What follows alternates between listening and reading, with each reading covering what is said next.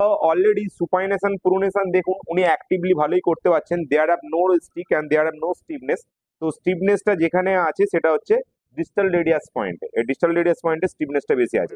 একটু ক্যামেরার দিকে নমস্কার করে কাকু দেখান তো ভালো করে। জোরও হবে না, হাতটা আরো ফাঁক হবে।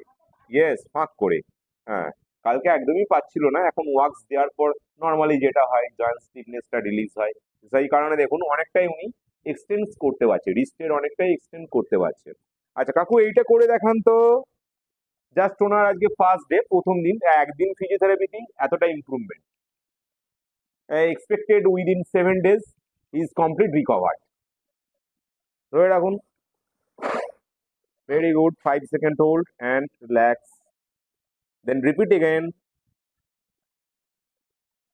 5 second hold and relax, and one more time.